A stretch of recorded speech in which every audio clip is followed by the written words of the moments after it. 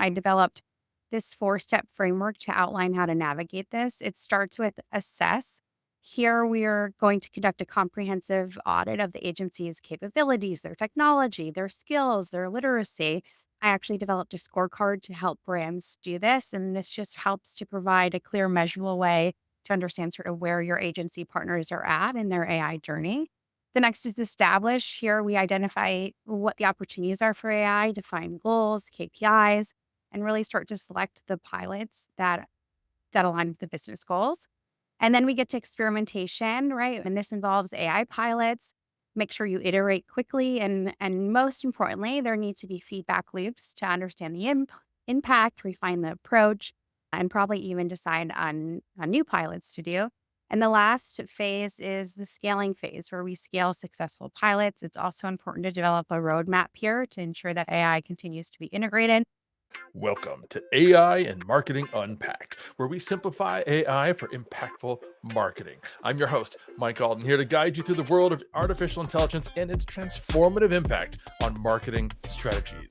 Each episode will break down AI concepts into manageable insights and explore practical applications that can supercharge your marketing efforts. Whether you're an experienced marketer or just starting to explore the potential of AI, this podcast will equip you with the knowledge and tools you need to succeed.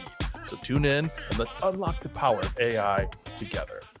Greetings, program. Welcome back to AI and Marketing Unpacked, where I selfishly use this time to pick the brains of experts at keeping up with and integrating or layering artificial intelligence into social media, content, advertising, search, and all these other areas of digital marketing.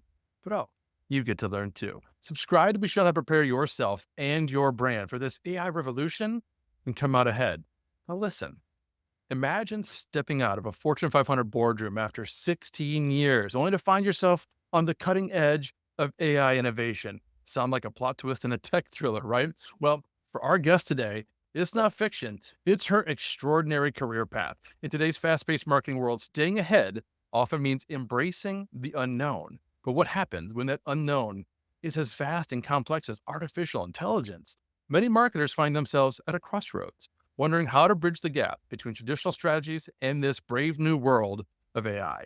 This is where our guest journey becomes not just inspiring, but invaluable. Today, we have the privilege of speaking with Lauren Schiavone, a visionary leader who's made the leap from corporate titan to AI trailblazer. Lauren isn't just any former executive. With nearly 2 decades of consumer insights, brand, and sales leadership experience at Procter & Gamble, she's been the driving force behind some of the most recognizable brands in your home. Her work at P&G was consistently recognized as best in class, and she was even selected as one of progressive grocer industry's best and brightest under 40. But Lauren's story doesn't end in the corporate world. In a bold move, she stepped away from her prestigious role to dive headfirst into the world of AI. Now, as a consultant and thought leader, Lauren is on a mission to demystify AI for business leaders, particularly in the realms of consumer goods, brand innovation, and retail. Hey, Lauren, welcome to the show. Thank you so much, Mike. It's great to be here. So excited to have you on and to, quite frankly, pick your brain, because I think this is going to be really insightful for me personally Yeah. and for all of you listening. Lauren, if you could just start by talking us through that decision to Yeah. transition from corporate and focusing on AI and marketing. Definitely. So Mike, I had an incredible opportunity at P&G to be there for 16 years and work on some incredible brands. Actually started at P&G in consumer insights. Then I moved into brand management. And finally, really my interest in e-commerce is what took me to sales in my final chapter at P&G. And at P&G, I spent a lot of time working on product, consumer and retail innovation. And in doing so, that's where I really developed my passion for leveraging innovation to drive business growth. And last year, I made a very personal decision to leave P&G. I have 2 young children, and I wanted the flexibility to spend more time with them. In this time away, I finally had a moment to lift my head up from the corporate world and see the broader landscape. And that's when it became very clear to me AI is going to revolutionize everything, not just marketing and sales, but every industry, every career, and the way we live our lives. In fact, early in my journey, I was walking with a former executive at P&G, and she said to me, "Oh, Lauren, this is like the early days of ecom." To which I said, "No, Amy, this is not like the early days of ecom. Ecom was a new way for shoppers to shop, right? A new modality, if you will." AI will transform absolutely everything. So I was super inspired by the possibilities. So I really decided to dive in and immerse myself in learning and really figuring out how AI can be a growth accelerator. And of course, just like you probably, Mike, my AI learning journey is ongoing. There is something new to learn every day. But I'm focused on helping non technical leaders really harness that power of AI. So this past summer, I decided to combine my 16 years of experience leading business growth and innovation at P&G, combined with my industry leading AI education to form Wonder Consulting. So with Wonder Consulting, I want to empower leaders to thrive in this AI driven future and use AI to accelerate business growth and to do it in a way where I demystify AI, really to make it practical and actionable, particularly for non technical leaders to use it for growth. Love that. There's so many aspects of your journey and that answer, quite frankly, that I can relate to. Starting with the first of moving from corporate, wanting to spend time with your kids. I have 2 girls. Yeah. One of them turns 10 tomorrow, the other's 13, and Yeah. I love being able to work from home. I've been working from home for their entire lives. Yeah. So I'm, a real part of their life. And to your point, the AI journey is very much the same. It was kind of a thunderbolt to me late in 2023 that, wow, this is, to your point, changing everything. It's not just changing marketing. It's not just changing sales or e-commerce. It's literally the fourth industrial revolution. And it's Totally. something that we have to pay attention to. And I loved your point about how it's changing every day. There's news and developments and new apps every single day. That's something we don't talk a lot about on this show, Yeah. but to your point, we're recording this on October 9th, and I was just playing with OpenAI's new Canvas Yeah. feature just before we got on this call, this innovative way to edit a document or collaborate in real time. Because I had a document that colleagues, an actual, like a Word document or a Google Doc, that colleagues had left comments on, and I Mhm. wanted AI's help addressing those comments and integrating them into this larger 4-page piece of text. So I basically duplicated it in Canvas and got AI to weigh in and help me Yeah. address these colleagues' concerns. And I could not have done that without Canvas, which is super cool. But The great you use talked case. about, yeah, you talked about your consumer insights background Yeah. at P&G. And I'm wondering how that's kind of influenced your approach to AI implementation and marketing Yeah. strategies. So at P&G, we believe that consumer is boss, and that belief really shapes a lot of the work that I do. And I want the consumer to be at the forefront of every strategy and every piece of work that I'm working on. And AI really is an incredible tool to allow us to uncover consumer insights, not just more quickly and deeply, but in a more real time way than traditional methods. So I'll share with you a few examples of how this comes to life for me across a couple different, quote, consumer groups. So the first example highlights how you might use a tool like ChatGPT to gain consumer insights. So I was actually working with a client who wanted to understand consumer insights related to the different service offerings that they had. The client needed quick insights, right? So I used ChatGPT to draft consumer personas and develop a discussion guide based on our business questions.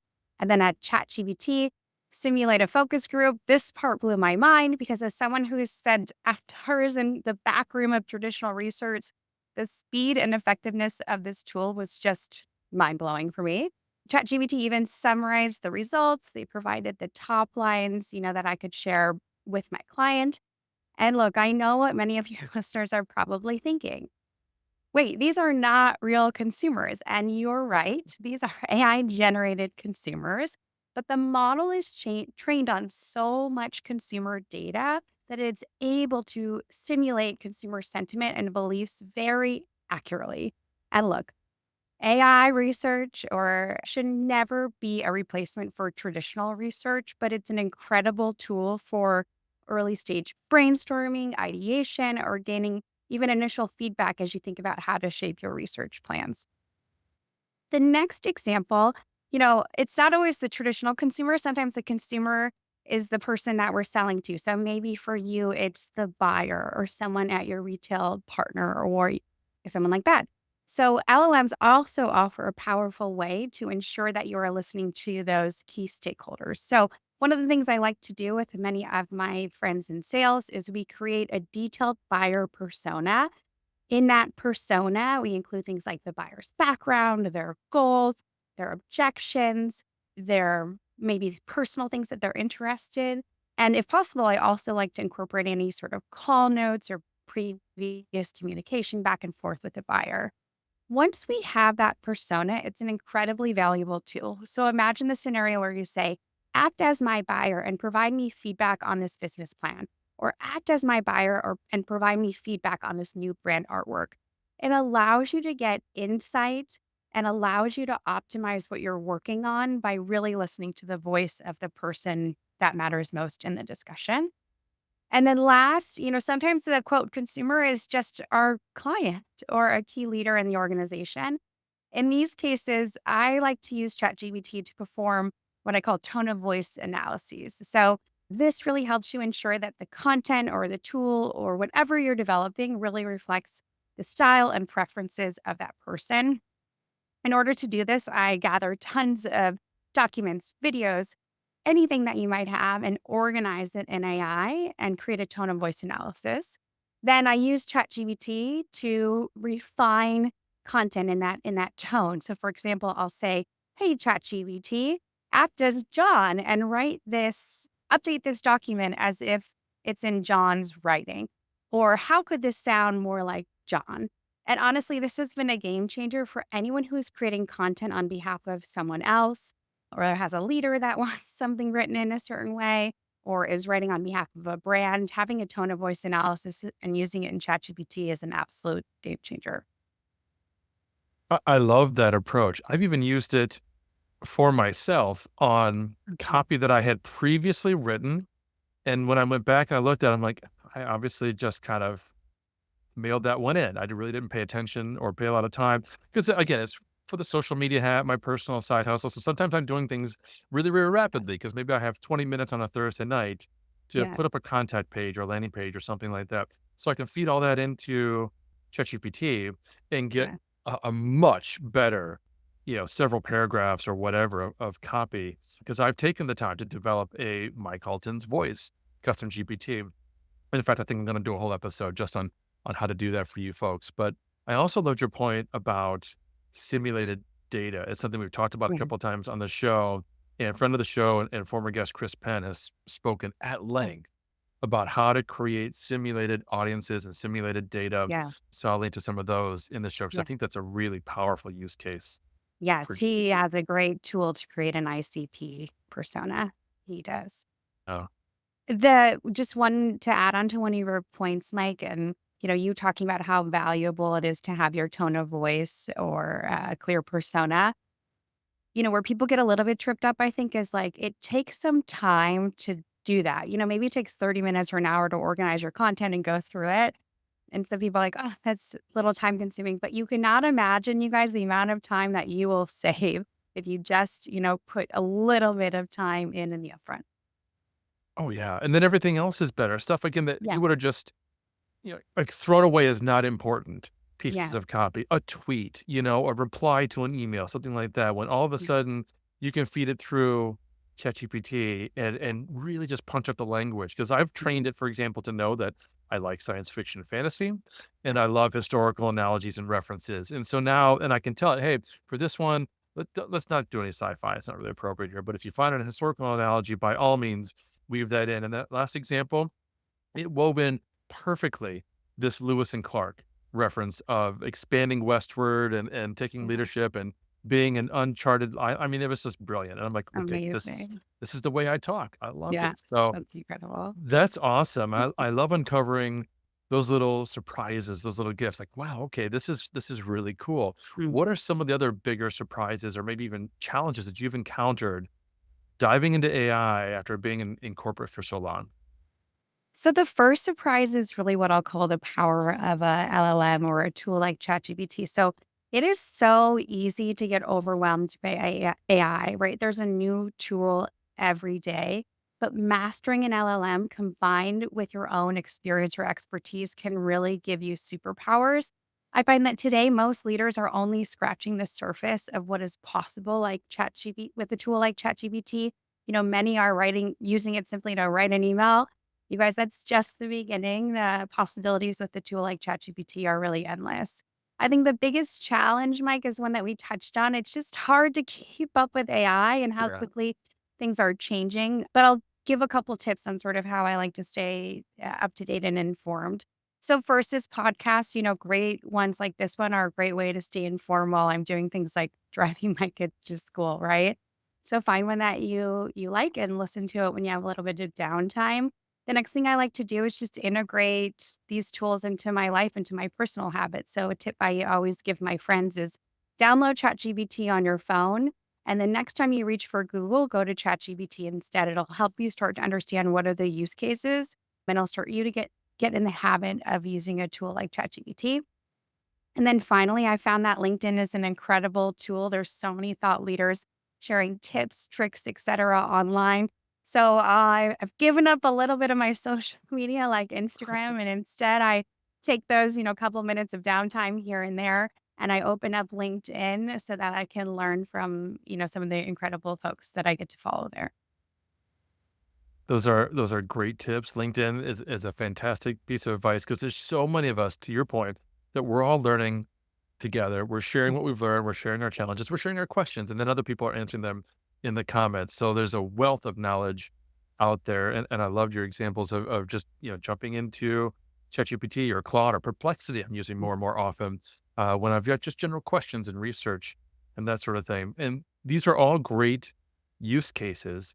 Mhm. The other thing that I also wanted to mention is if you are in marketing, you don't necessarily need to know the latest and greatest things that are happening with the LLMs. You don't have to know how they're being made, where they're developing, what's going on with funding and all these kinds of things.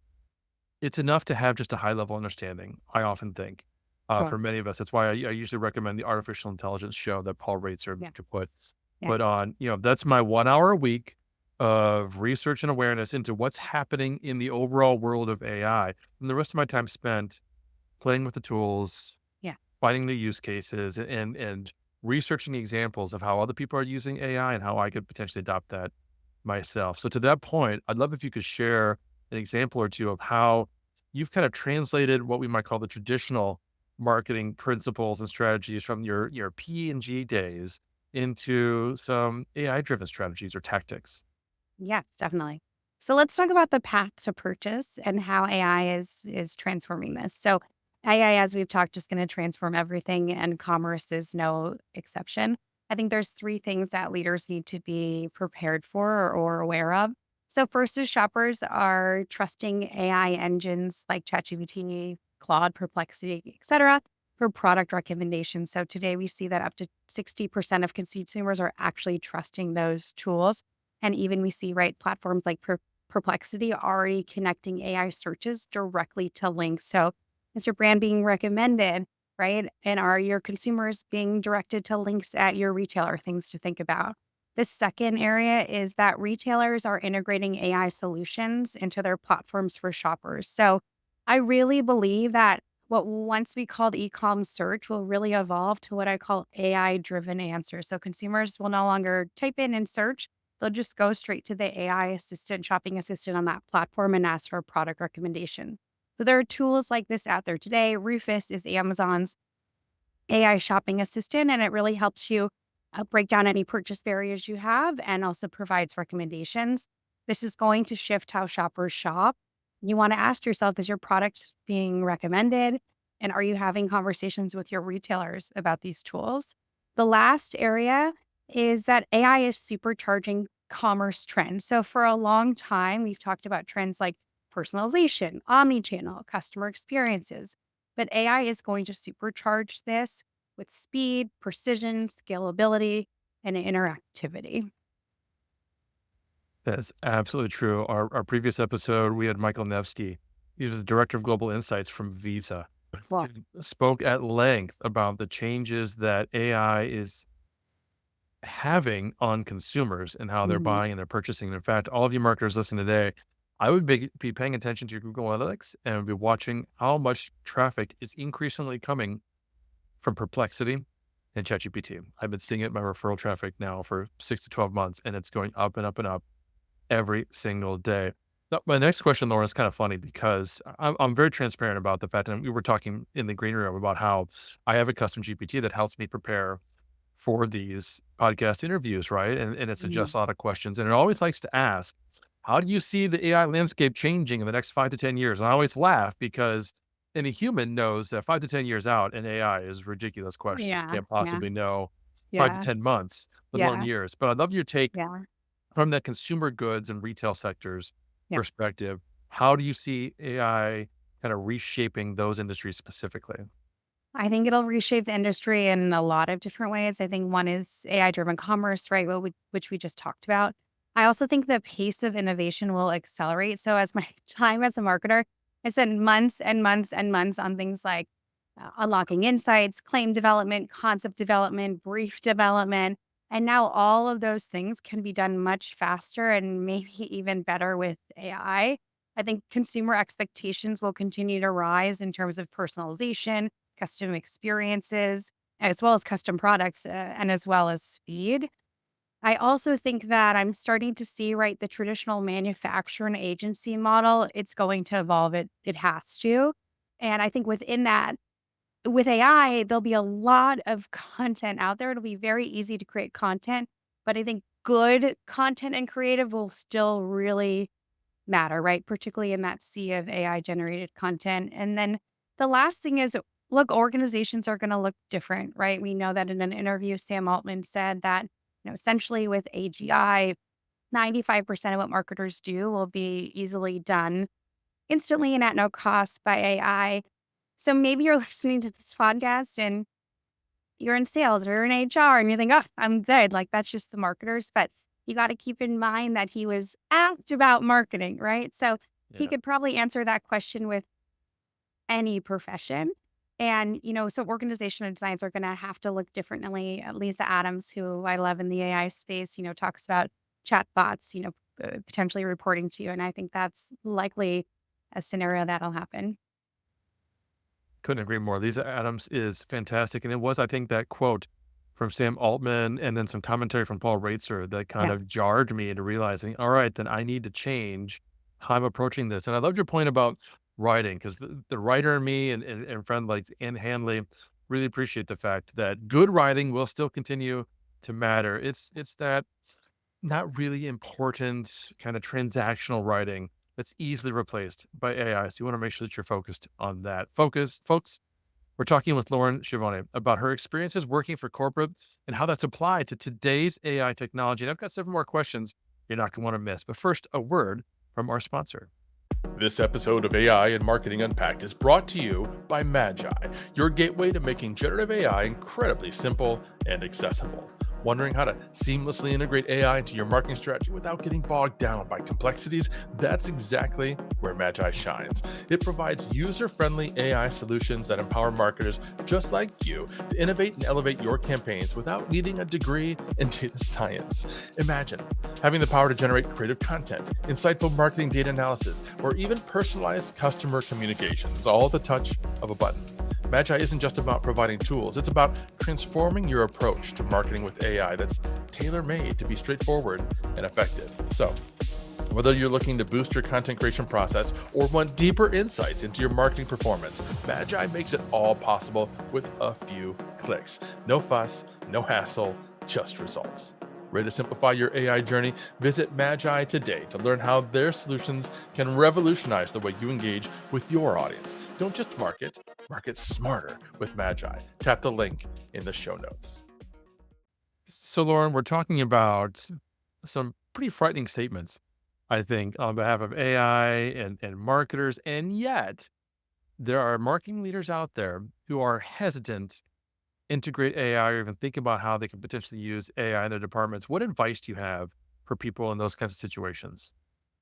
My first advice is reflect a little and understand what is your barrier. I think oftentimes the barrier is simply people just don't understand and they don't have the time to upskill, which is hard, right? We all spend a lot of time at our jobs. So take some of those tips of how you could just take a couple minutes of downtime and start to integrate it into your life, whether that's a podcast or using ChatGPT or Perplexity or Claude and instead of Google for some use cases. And also, follow a couple of people on LinkedIn that you can learn from and spend some downtime doing that and maybe a little less time on Instagram, right? The next, I like to encourage all of my friends and clients to use what I call an AI first mindset. So, anytime you're working on anything, think to yourself, how might I be able to leverage AI for this to maybe make it better or faster? And if you don't know how to use AI, the most amazing thing about AI is you can just simply ask it and it will tell you. So you can say, I'm working on client outreach. How might you be able to help me? Okay, great. Can you share a couple different ideas? Right. So it's a great way to just start building that habit. I would also recommend don't do it alone. Maybe it's your team you go on this learning journey with, maybe it's a group of peers, or maybe it's a learning circle. I am part of a women's learning circle, and it's honestly a highlight of my week every week. And then finally, I'll conclude with a concept from Paul Reitzer that I'm sure you've heard, Mike. And Paul's right, the CEO of the Marketing AI Institute. Look, there are going to be three types of companies in the future: AI emergent, AI native, and obsolete. You get to decide, but not adopting AI will have big implications on your business. That is fantastic advice. And I loved your point about working with clients, about trying to take that AI mindset of AI first mindset. So talk to me a little bit more about that. Have you worked with clients? What kinds of success have you seen where your corporate experience in particular helped with implementing that kind of an AI solution? Yeah, definitely. So having worked at P&G, I, really understand well the relationship between manufacturers and their agency partners, which can be complicated, especially when transformation is needed, like what's needed with AI. And I think many brand leaders out there, Mike, to your point, they know they should be thinking about AI, they know they should be leveraging AI, they know they should be having AI discussions with their agencies, but they're not really sure how to start and how to have that conversation. One of my clients was exactly in this position. So, to help them, I developed this four-step framework to outline how to navigate this. It starts with assess. Here, we are going to conduct a comprehensive audit of the agency's capabilities, their technology, their skills, their literacy. I actually developed a scorecard to help brands do this. And this just helps to provide a clear, measurable way to understand sort of where your agency partners are at in their AI journey. The next is establish. Here we identify what the opportunities are for AI, define goals, KPIs, and really start to select the pilots that align with the business goals. And then we get to experimentation, right? And this involves AI pilots. Make sure you iterate quickly, and most importantly, there need to be feedback loops to understand the impact, refine the approach, and probably even decide on new pilots to do. And the last phase is the scaling phase, where we scale successful pilots. It's also important to develop a roadmap here to ensure that AI continues to be integrated. And I think really important, if you're a brand partner working with an agency, it's important that you outline how you can continue to drive accountability with your partners, whether that's regular updates or, quarterly analysis of has the agency improved on the scorecard. And so with this tool, my client was able to have a great discussion with our agency and develop a clear plan on how the relationship could improve their AI capabilities. I love the use of frameworks. In fact, folks, I'll make sure that I spell out exactly what Lauren just said in the show notes. So you can go back and you can read it or just re-listen to that segment. But I've got a human framework that I use for AI integration, which AI, this is so genius. It helped me come up with that, acronym of human to replace the different word framework. But I think that's helpful for us as consultants to keep us on track and focus. But of course, it's helpful for the client to understand, oh, okay, this is the roadmap of where we're going and how we're going to get there. But when you're talking to, let's say, non-technical Mhm. executives, are there any techniques that you're using with them specifically that kind of help them understand or maybe even demystify artificial Yeah, intelligence? definitely. So first, my first go-to is don't get overwhelmed in AI tools, right? Instead, learn and master an LLM like a ChatGPT or a Claude, right? Because it can give you superpowers like we talked about when you combine it with your own experience and expertise. And then I spent almost 10 years at P&G trying to teach people about e-commerce. And through that journey, I learned a lot in how to drive not just upskilling, but also habit adoption of using a new skill. And from that, I talk about three principles that are really important. One, it's got to be integrated into your processes, whatever your key processes are, marketing plan, sales plan, joint business plan. It has to be integrated. We have to move away from just random acts of AI to true integration.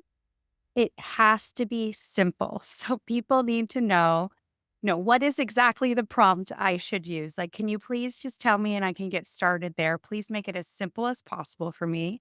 And then finally, it has to be personalized. So tell me in this exact role, at this exact level, at this exact time, how might I use a tool like ChatGPT? So I think those three principles are super important.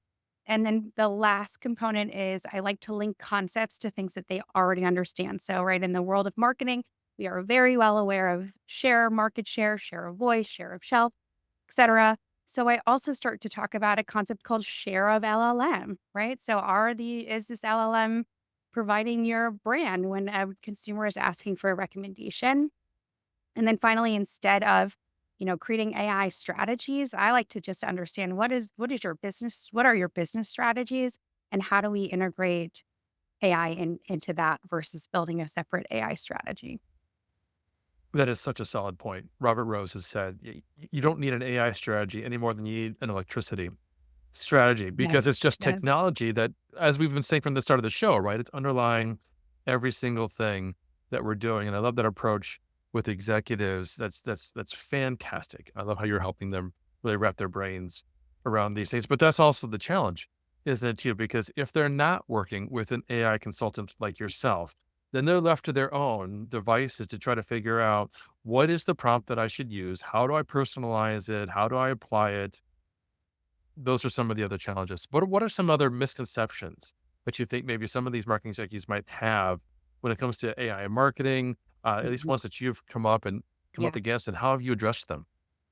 I think the first one is it doesn't work. Oftentimes people use these tools and they're not pleased with the outcome. Maybe that sounds generic or it doesn't sound like me, or it's not what I was looking for. And I think oftentimes people get frustrated and maybe turn away from the tool. Instead, you should have the mindset of imagine if this was a direct report coming to you with this. What would you do? Well, you'd provide more guidance, more direction. Maybe you show an example. You'd say it a different way, right? And think about that the next time you get something back from the tool that maybe isn't exactly what you're looking for. Another misconception is AI is future, right? Like, oh, that's something in the future. It doesn't impact my work right now. Like, no, it's impacting your work. Now is the time to act.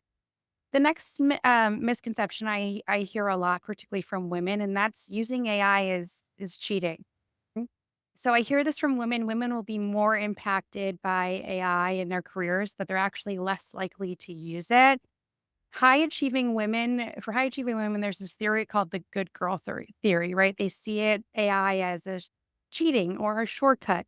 It's not cheating. It's not a shortcut. It's a tool to help us work better, right? Just like a calculator was, or like Excel was, or like the internet was.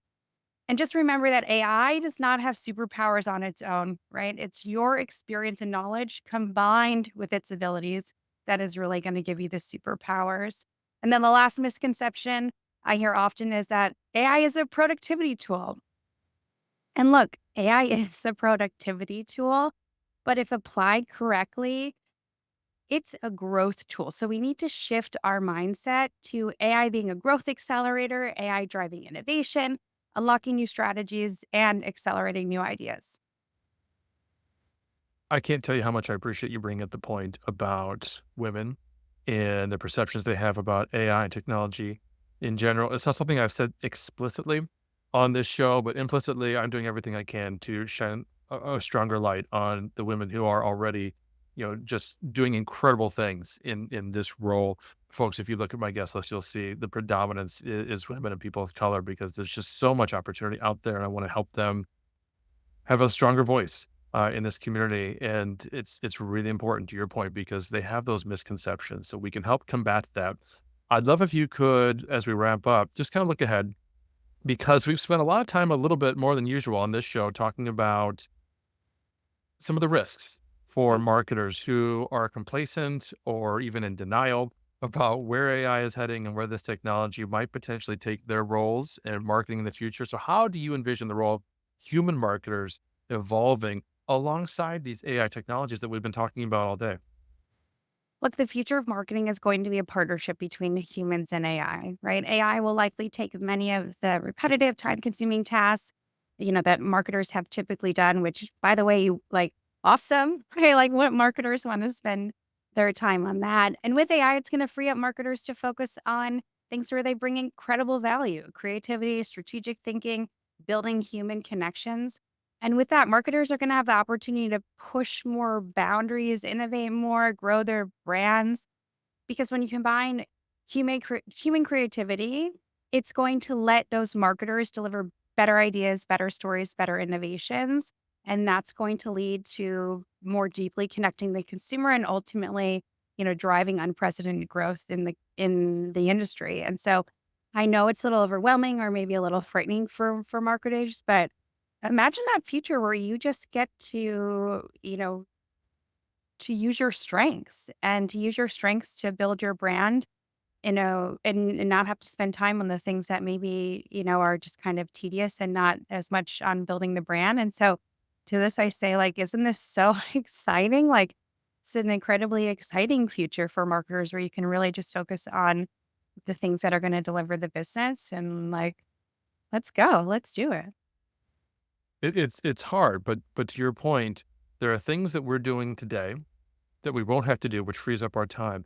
There's also things that we're not doing today because we Yeah. don't have that kind of time.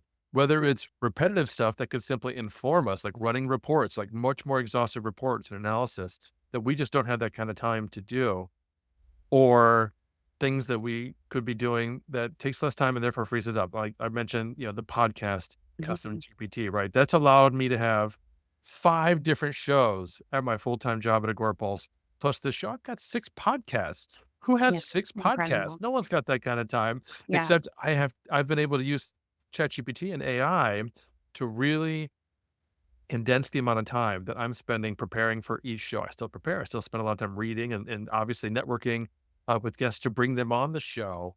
But it's really streamlined that process, and now I'm able to start to use AI in other creative ways for analysis. Well, what shows are performing best? What topics are really resonating? Right, things that we could not do easily as And human talking to your marketers. data, like, amazing, Yeah. right? Like, when you have a question, the answer comes back to you versus, digging around through all your dashboards, right? Right? You've got a custom GPT set up finally for your audience. We'll talk to the audience. Yeah. Will they appreciate this topic or that topic better? Which do you think? Which guest might resonate more? Yeah, Mhm.